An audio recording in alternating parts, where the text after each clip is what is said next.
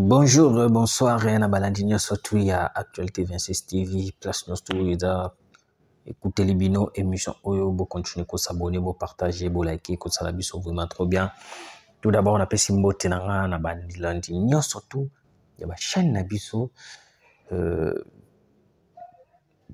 excusez-vous là, tellement ébélé, vous continuez à s'abonner, vous partager ma émission, et que ça la biso vraiment trop bien.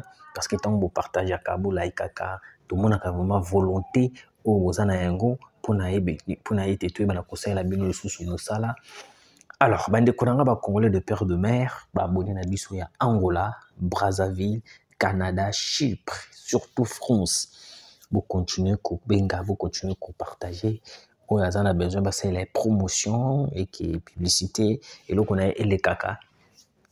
Na kati ya chaîne okomeli l'émission sur le numéro Ototiwana tokosolola tokoyeba na kobeta masolo et puis tokoyeba ndenge nini tokoki ko développer. Alors très chers abonnés, Bunagana sauvé. Bunagana sauvé.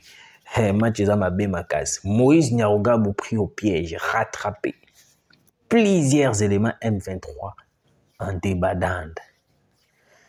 Voilà. Ba Congolais de père de mère. Naye sous ce poteau solo là parce que nayebi Congo eza ya biso, RDC eza ya biso, mais toko kite otikela yango banyangala kata wana beba na kosala onyo to bango bakoki kosala pour na kobebisa mboka na biso. Kabila annoncé retour na ye, Némi Mwilania alobi que non, il n'est pas impossible que non. Kabila azongi la bokondi, Kabila azongi la kiti na ya présidence. Alors que biso nyonso toyebi que non, soki lelo Kabila lobi azonga, c'est impossible. Pourquoi je dis que c'est impossible? Parce que je dis que c'est impossible parce que toyebi que non, la constitution dit clair, le mandat du chef de l'État est une fois renouvelable. Pour ça dit 5 ans. On renouvelle 5 ans et s'il ce n'est pas que non, on peut ça mandat de nos studios légité. Parce que bango de peu perdre balobi que oté ils en possible, ils ont qui ont empêché Kabila. Alors que la constitution est en train de tout bloquer. Yango moni mokonza mboka. Nous devons changer cette dite constitution. Cette constitution maladive, cette constitution, comment je peux l'appeler, cette constitution démoniaque. Ils ont salué aussi. Oui, c'est une constitution démoniaque, je vous dis. Avec cette constitution, on va rien faire. Je l'ai dit, on va rien faire. Bunagana sauvé Mokonza Mboka Makambo et comme Kinesco normal.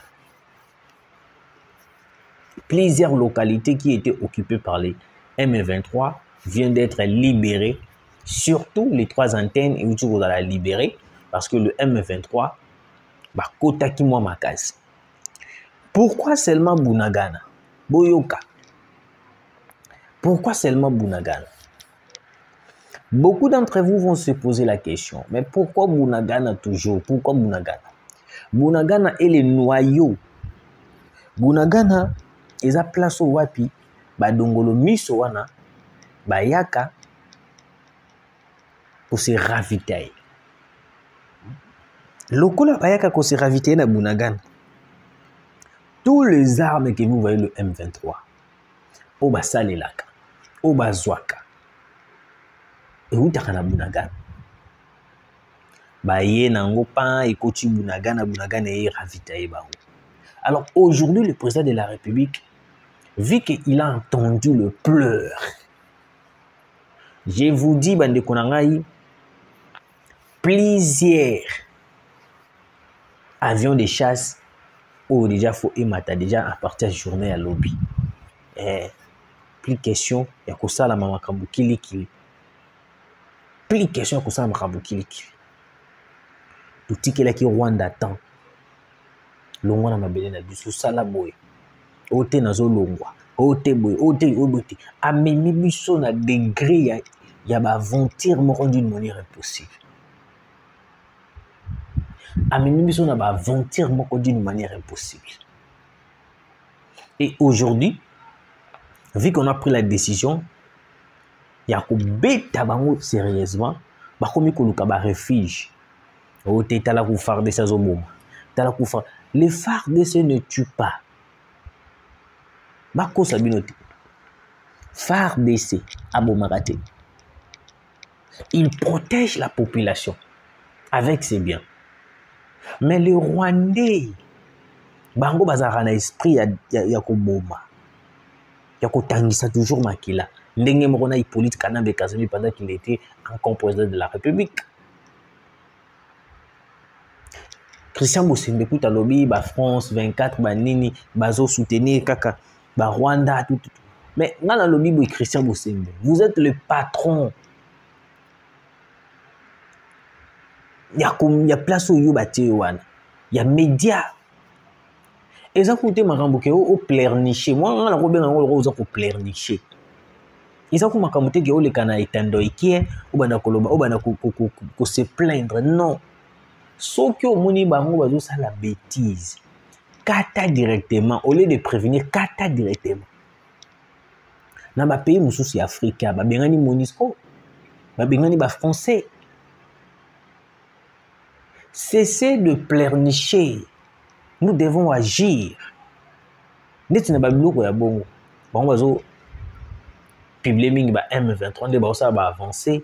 Mais ceux qui ont biso boy bakangi munoko ba kolobelo ka balunga te. Il faut que kata média na bon et ezala ka diffuser awa les choses na mboka na biso te. Awa les choses na mboka na biso te. Ceux qui balingi ba émettre ba ligne na bango ki sala ta na bamboka mususu. Parce qu'on ne peut pas continuer comme ça. Je vous signale, très chers abonnés, des drones de surveillance ont pilonné Bunagana aujourd'hui.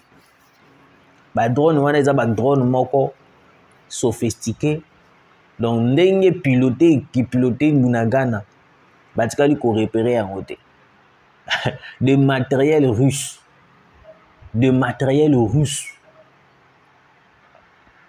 mais bisi bino de matériel russe.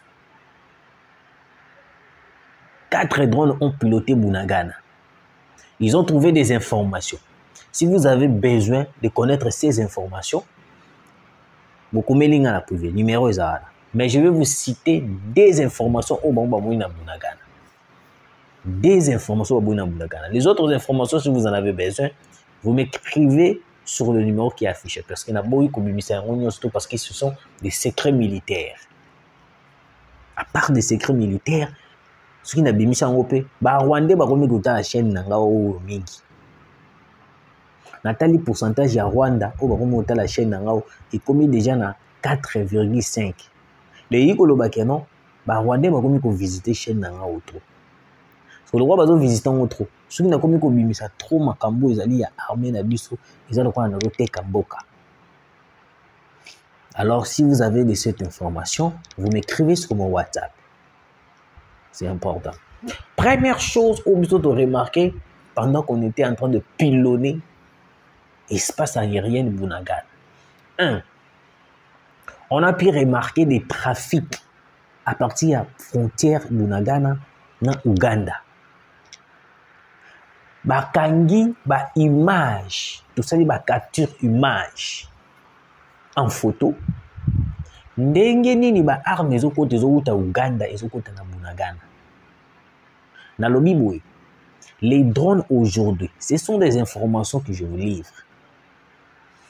Les drones aujourd'hui ont pilonné Bunagana silencieusement.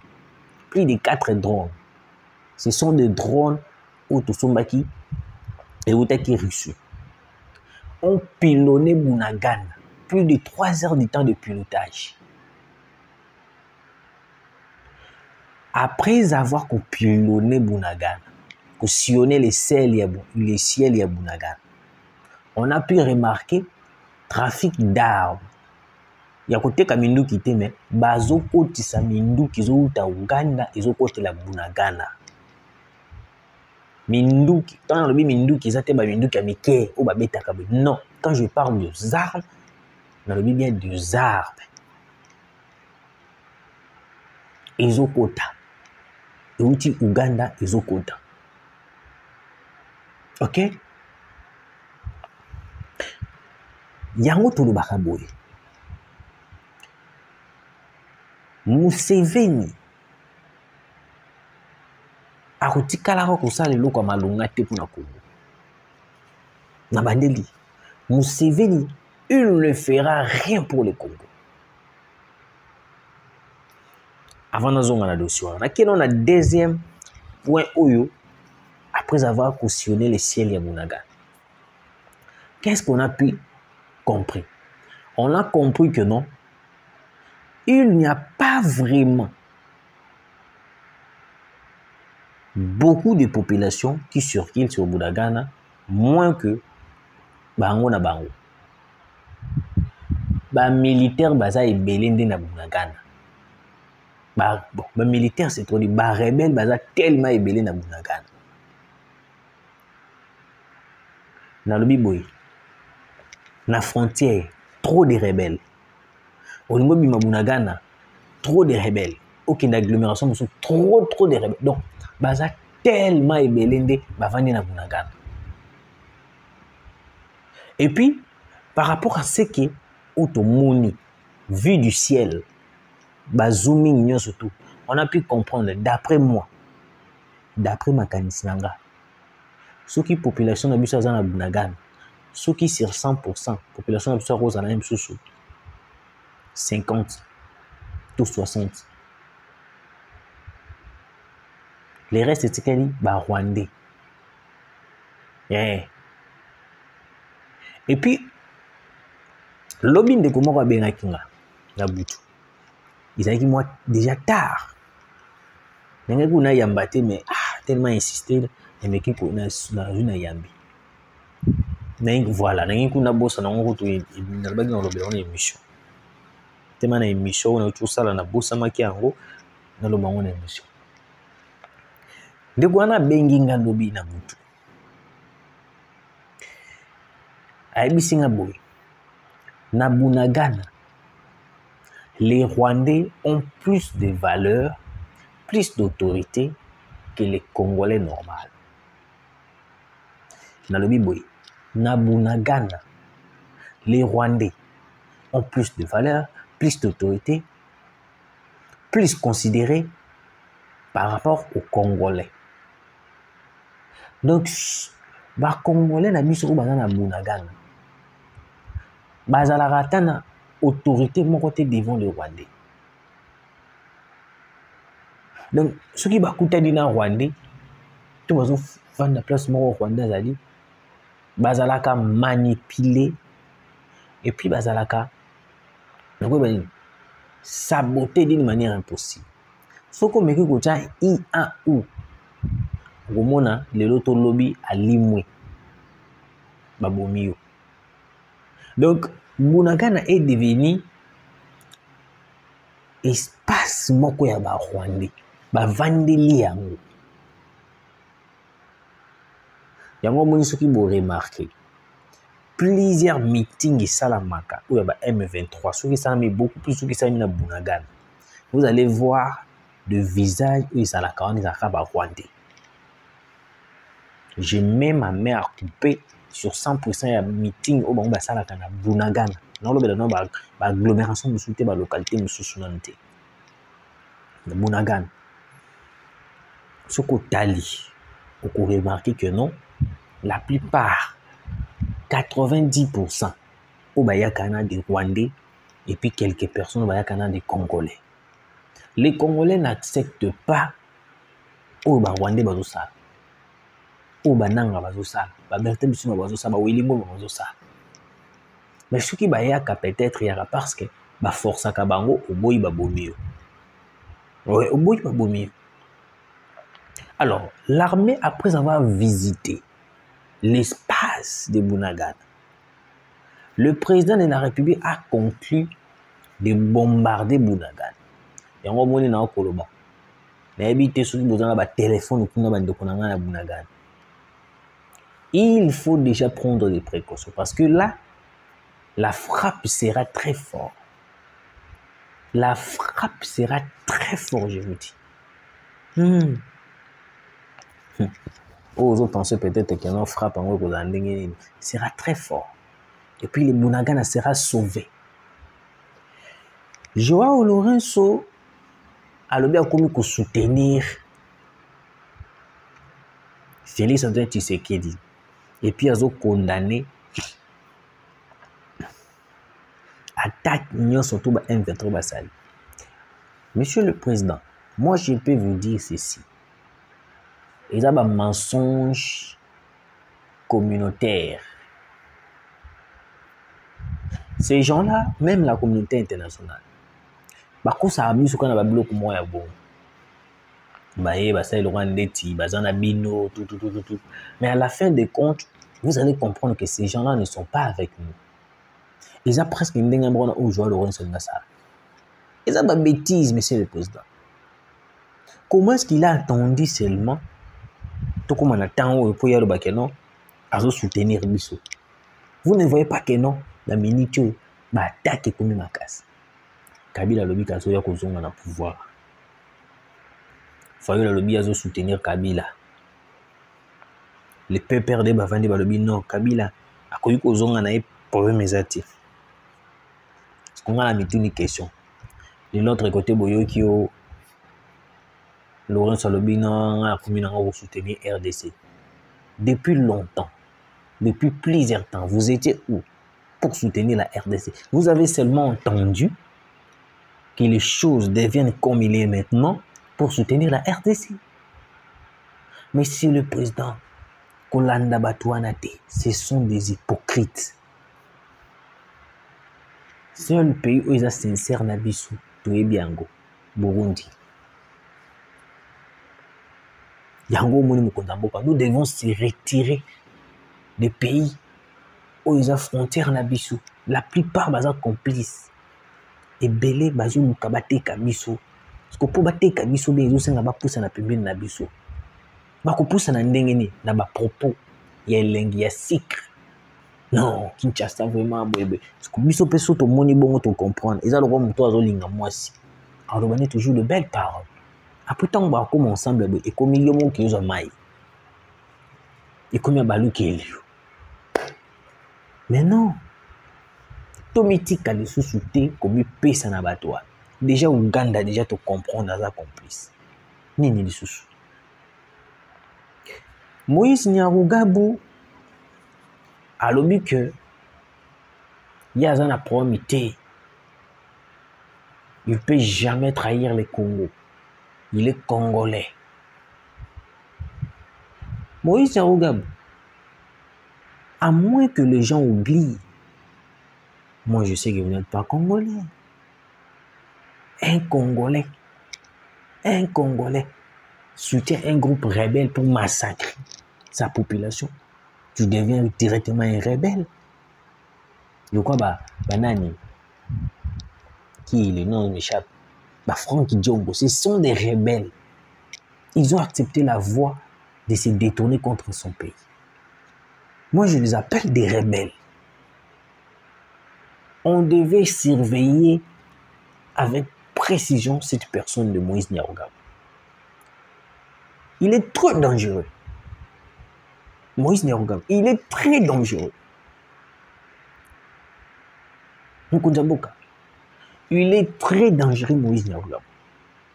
Si on fait une erreur aujourd'hui, nous allons perdre. Moïse Nyarugabo, on devait les interpeller. Comment est-ce que jusqu'aujourd'hui, on n'interpelle pas Moïse Nyarugabo? On n'interpelle pas Azarias Rumbera. Ces deux personnes-là, des pions majeurs, où il y a eu plein de stratégiques, ils n'ont jamais accepté qu'on puisse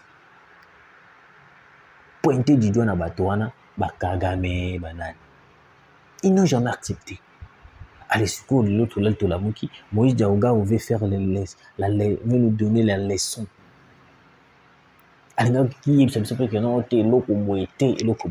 Moïse Nyarugabo, attention.